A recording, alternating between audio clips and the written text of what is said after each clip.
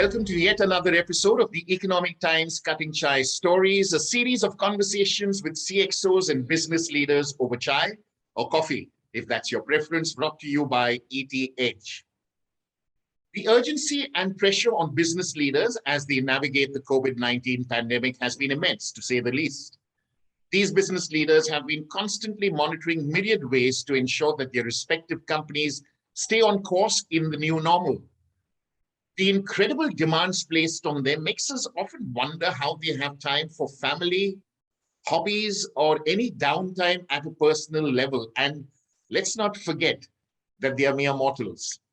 This initiative by ETH is aimed to create a deeper connection with them and to get a sense of what business leaders of several prominent companies do when they are not in business mode.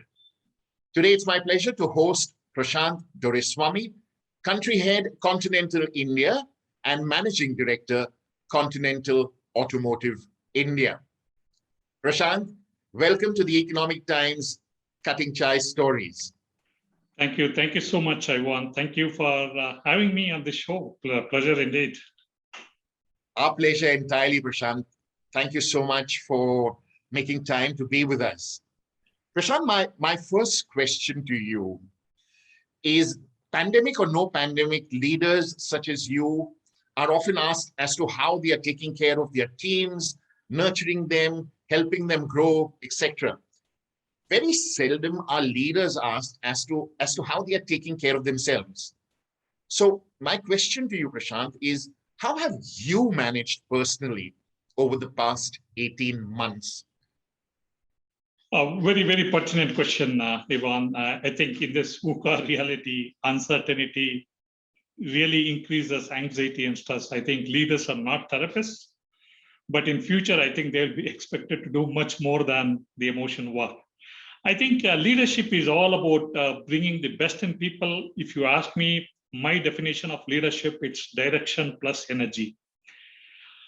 I think now coming back to your original question, I think I have a healthy young pup at home. His name is Buddy. So I couldn't think of doing anything when I have to take some short breaks during my work when I was locked up at home. I think for me, that's the biggest stress buster, I would say. Okay. I think apart from this, I do continue with my daily exercise regime as before lockdown. I think walking every morning, every evening during the pandemic has not only been a sort of an escape from work, but also a sort of a way to think through everything from people to customer to business, I would say. Yeah, I think during this period, certainly I've discovered a few good habits during this unusual period. Perhaps the best of them has been walking. Yeah, ever since the pandemic started, I've stepped out for a long walk. Early mornings, late evenings, I started clocking nearly 12 to 13 kilometers a day. Wow. After shutting down my work from home office for 1 hour each in the morning and the evening. I think I walk sometimes briskly, at other times strolling along, I would say. I think sometimes silent and cocooned in my own moving space. At other times, maybe calling my family, friends, chit-chatting with them over phone, while walking. I think very quickly, this daily sort of walks became incredibly rewarding, I would say. And I began looking forward for them. Today, I come to a situation that if I don't walk, I get very, very uncomfortable. Yeah. So the original reason I had begun walking was to give myself sort of a good physical exercise, a simple alternative to, unfortunately, gyms were locked out, right? Which I said during the lockdown. Yeah. Yes. So indeed, this continues to be a good reason because walking has helped me to stay fit and healthy. But equally important, a brisk long walk a day also helped me to keep my weight under check, I would say. Wonderful. And also made me a little bit of calmer as well, and has helped me dissipate any work-related stress that builds up during the day. Yes, yes. Your pup's name, you said, is Buddy. Wonderful. Complete de-stressor, is it? Absolutely. Wonderful. Okay. Wonderful opening. I love the answer. Thank you so much for answering that. Prashanth, I'm going to ask you to rewind a little. In fact, rewind quite a bit. If you were to go back to the early years of your childhood, school, or later college, were there any positive influences or incidents, and I'm sure there must have been many, that shaped your foundation in those formative years?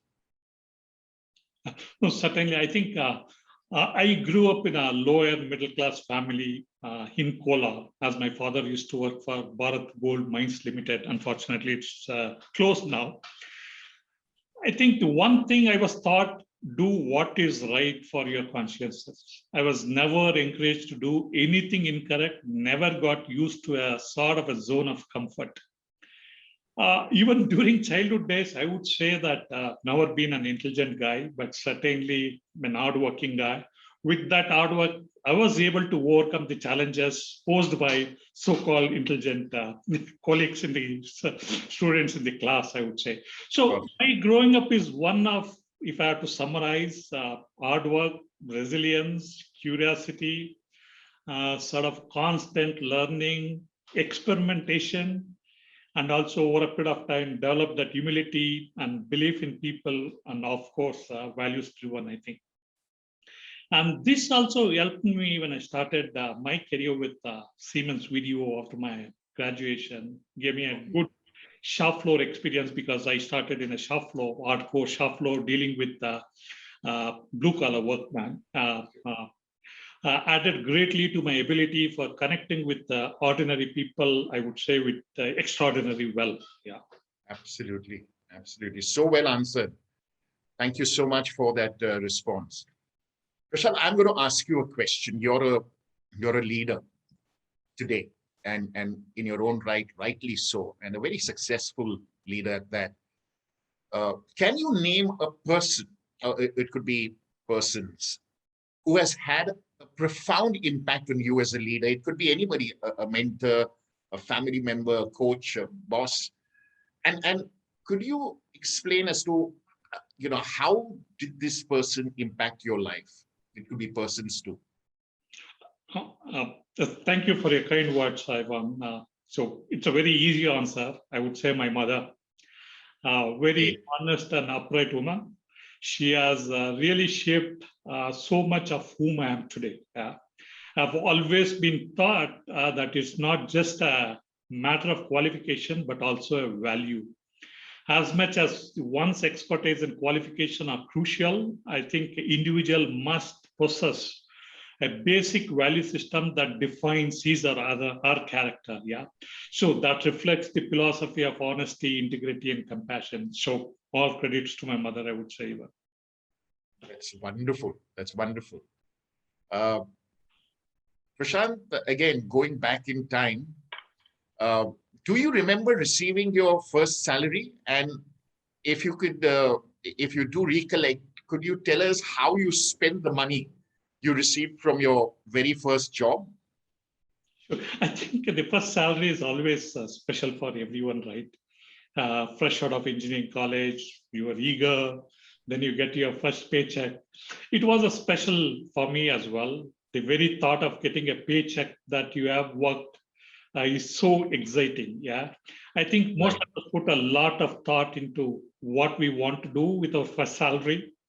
But again, it also taught me that freedom comes with responsibility. When I say this, can't ask money any further with from my parents. Yeah. Sure. So I think when I first received my salary, first thing I did was going and booking for a motorcycle, Hero Honda CD100S. So okay. I still remember I had a few thousand in hand, paid a 5,000 down payment, and took a loan since now I could earn on a monthly basis. So that was my first, I would say, buy. Yeah, to an extent I was selfish, but yes, because I was aspiring to own a two-wheeler, that's what I did. Yeah. Amazing, amazing. I don't know whether there's a connect between the word automotive and you going and choosing your first bike then and your current designation. But yeah, quite a remarkable thing. Wonderful.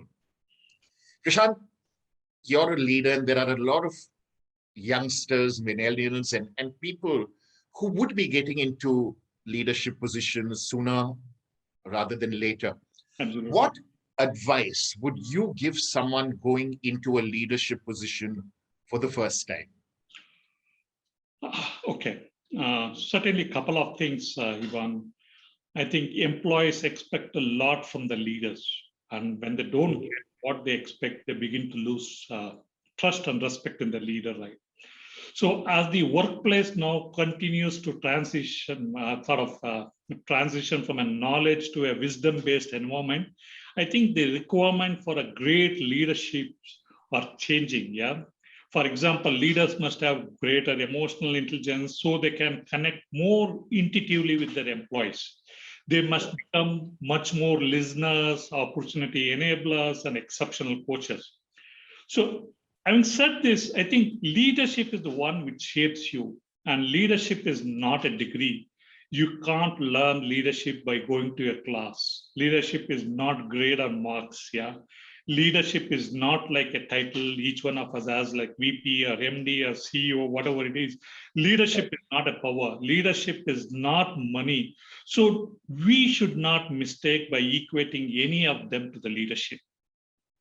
Leadership is all about people and everyday life. That's why it is so difficult. If leadership was all about money, I'm sure then riches would be leaders. If a leadership is all about marks, then the brightest students, I'm sure, would be the leaders. I think if a leadership is about title, we would give ourselves different titles, right? So it doesn't matter how much money you have. It doesn't matter how many degrees you have, how much marks you have scored, what sex you are. I think leadership is all about your positive actions that can really make a difference to the people who work for you, and do not worry about anything. So no, and in this process, no leaders is perfect. You manager will not be I think our manager will not be a perfect. I'm sure our manager's manager will not be a perfect. So there's nothing called a perfect leader. So do not look for something which is perfect leadership. Be yourself. Your strengths, your opportunities, your challenges will make you a great leader. So my advice is leadership is a privilege that comes with a price. So in order to be an effective leader, you must let go some of your old habits, comforts, and also predispositions. This can be one of the biggest leadership challenge for new leaders, I would say. Yeah. So my advice is be kind of a leader that cares and who is not afraid to ask more. Always share two sentences by which I keep talking about. I hear you and you are not alone.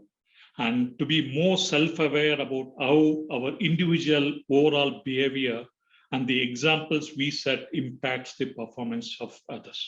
And other one, very important, never ever ask anyone to do something that you are not willing to do yourself. Yeah. So this would be my advice. Other than that, also being, how can you stay authentic as a leader? Right. I mean, there's really nothing much to say. I think you've summarized this so beautifully, and I think it's going to be great advice for potential leaders getting into leadership positions in the future. You know, I'm reminded of a quote listening to you by Brian Tracy, where he says that become the kind of leader that people would follow voluntarily, even if you had no title or position. Absolutely. There you said it. Yeah, there you said it. Absolutely. Thank you. Thank you for sharing that, Prashanth. Okay, my next question to you. You know, we've heard of this phrase where a lot of people say that your network is your net worth. Yes. Do you think this is just another catchy phrase, or basically, I'd like your views on this, Prashanth. What are your views on this? Your network is your net worth. Okay. I suspect it's quite true in business, less so in, I would say, in science and academia. I think when I talk about business, yes, some of us would disproportionately get rewarded for being an articulate, extroverted type. Of course, in any of these fields, your network will only work if you can work for it. Yeah. That means, yeah, your performance had to better match, yeah, your promise, or your network will unravel pretty quickly. Yes. Credibility is very, very important. I believe the key to unlocking the hidden power of connections is helping others when you don't really expect anything in return.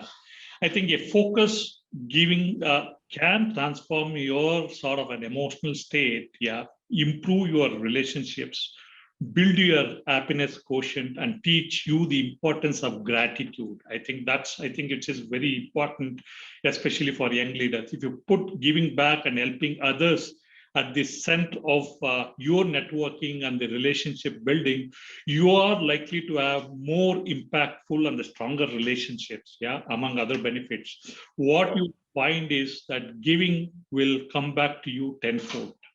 So from my perspective, that what you give back is much more important than what you expect from the network. Very well articulated, Prashanth. It resonates completely with me. Thank you for your answer. Prashanth, you've been in a leadership position. You have seen lots of leaders. And again, I think this, sharing your experiences on my next question would again, probably be advice for people who are getting into leadership positions, who are currently leaders and trying to find their way. What is the one behavior, or it could be more than one, or trait, more than one trait, that you have seen derail most leaders' careers? I think there could be multiple challenges which certainly derails leader. From me, for want of time, maybe I can talk about one certainly, which I felt is very, very important. I think perhaps a more salient point through is that CEOs are certainly, we all know, are more vulnerable and than other leaders to any of these derailers. Yeah. So this is due on the part of pressures that confront the leader at the top of pyramid. Yes. Being in spotlight, feeling responsible for careers of thousands of people down below, dealing with intense pressure for sort of short-term results, while you continue to look at a long-term investments, leading in an era of incredible speed and complexity. We all know what happened post-COVID, right? So all of this can certainly activate a lot of derailers. For me, one very important is in developing a feedback culture. I think the higher you go in the organization, the less likely other people are going to tell you about your failure. So CEOs, we all know that jokes could be funnier, their insights are brighter, and they are routinely considered the fount of all wisdom. I think your direct reports over a period of time certainly will become reluctant to mention that you are an arrogance, if your arrogance is stifling, or that they are turning sort of a minor problems into melodramas. So this insulation from honest feedback usually prevents top leaders from being aware of the traits that are hurting them and also the organizations. So from this perspective, I think developing a feedback culture and being authentic in taking that feedback, even if it is an hard feedback, and working upon that, I think as a leader is very, very important. Again, so well articulated, Prashanth. Really enjoyed that response. And that's the fact. That's the fact, whether we like to see it or not, whether we like to acknowledge it or not. Very well said. I'm having a great time having this cutting chai conversation with you, Prashanth, and I think it's going very well. So what we'll do is, with that, we'll move on to another segment, which is called the short answer segment. Okay. Okay, so it's a segment which is, well, I'm going to throw some questions at you. And the idea is to get to know you better. We've covered a lot of ground in the first 15 minutes or so. And what we want to do is get to know Prashanth as a person, get to know how he thinks, what are his likes, what are his dislikes. So it's the one word, one line answer. I'm going to throw a set of questions at you, and I would seek your answer in one word. And if it's a line, I'll mention it's a line. Sure. So are you ready for this segment, Prashanth? Sure, Eva. Yeah. Okay, great. Prashant, what was your favorite subject in school? In school, I would say mathematics, Okay. And most disliked subject in school? biology. Okay. Nice. Three apps that you use the most. One is certainly Clear Trip because I travel a lot. Okay. That comes in very, very handy. Sure. The second one is LinkedIn. Okay. So that's the only social media signage I have. I don't have any Sure. Facebook or other account. And third is certainly WhatsApp. Nice. Nice. Three people who are closest to you, Prashant. I think my mother, Okay. my wife Anupama, Okay. and I have a very close friend is Dr. Ramesh. Wonderful. Could you name a book that has influenced or inspired you the most? I think the book which was given to me as a part of my leadership development assessment sometime back, 10, 15 years back. I still have that book. It's called Why CEOs Fail. And this exactly lists about 10 derailers for Right. CEOs. And also it talks about giving an example of, at that point of time, the industry leaders, what did they do wrong in terms of which derailed them. I think that was a fantastic book, I would say. Thanks. Thank you. Yeah. I know of that book. Yeah. When was the last time you did something for the first time, Prashant? And what was it? I think it was in 2016 when I sat in this Ferrari world. I may go round. That was my first, I would say. I'm little scared of heights, but I think that was the one first time which I did, which I haven't done before. Okay, nice, wonderful. Thanks for sharing that. I'm going to give you two options. Choose one. Okay, it's a this or that question. Masala dosa or benne dosa? And masala dosa, anytime. Okay. MTR, which is, as you know, you being a Bangalore boy, Mawali tiffin rooms or Vidyarthi Bhavan? I would say both, since I have to select one. Vidyarthi Bhavan. Yes, Vidyarthi Bhavan. You see, these are tough choices, Prashant. Being a CXO is fine, but these are really tough choices, yeah? Brigade Road or MG Road? I would say Brigade Road. Okay. Mercedes-Benz or BMW? I would prefer BMW. That's a driver's car, actually. The driving dynamics, what you get in BMW, I haven't in any other car, honestly. Sure, sure. Choose one: school friends, college friends, or work friends. I would say work friends. Okay. Are you a pet person or not a pet person? I'm a very much pet person. I love dogs. Yes, I got that right in the first answer that you gave. City life or small town / village life? If you had asked me a couple of years back, I would have said city life. Now I started to like staying away from cities, I would say. Yes, yes, sure. Do you prefer cooking, Prashant, or being cooked for? I would say being cooked for. Sure. Hang out with little kids or old folks? I would say old folks. Sure. Test the waters or dive into the deep end? I would say test the waters first. Sure. Before diving, sure. Fictional stories or true stories? True stories. Would you call a spade or sugarcoat it a little? I am a very direct person. I don't hold back if a question to be asked. So got it. We got the answer. No sugarcoating. Fine. If you were to be stuck in a room for 24 hours, whom would you choose to be stuck with? I'm going to give you three options. Kindly choose one. Sri Ravi Shankar, Richard Branson, or Michelle Obama? I would say Richard Branson. Okay, nice.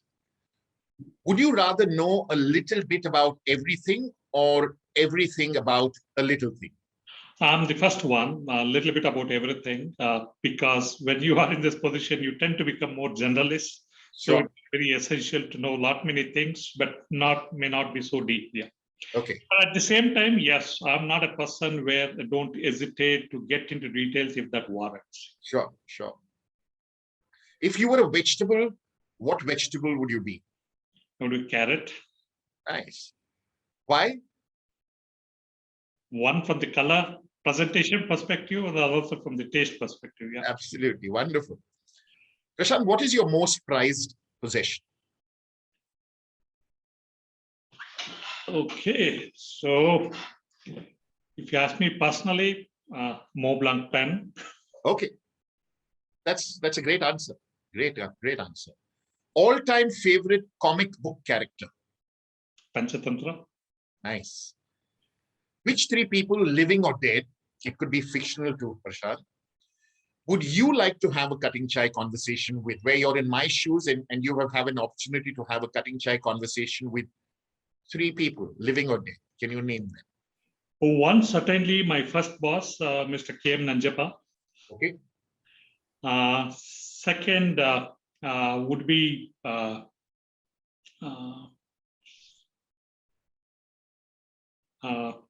Elon Musk. Okay. And the third would be to learn a little bit more about philosophy, and all this will be Jaggi Vasudev, I would say. Right. Last question in this segment. Life is incomplete without dash. Fill in the blanks. You can use a word or you can use a line. Not going around the world, I'd say. Wonderful. So then you did very well in this segment, Prashanth. Well done. So that last answer leads me to the next question. What are the items in your bucket list that are still left to be fulfilled? Okay, very simple answer. I'm a diehard Ferrari fan. So one day I would like to own a Ferrari car for myself. Really? Wonderful. Great. Friends, that was Prashanth Doreswamy, country head, Continental India, and managing director, Continental Automotive India. Prashanth, thank you for your answers. They came straight from the heart. A lot of wisdom out there, but very well articulated. I would like to thank you and wish you the very best going forward, you, your family, and your organization. Thank you so much for your time. Thank you so much, Ivan. Truly enjoyed talking to you. Fantastic. Thank you so much. I did so too. Thanks, Prashanth.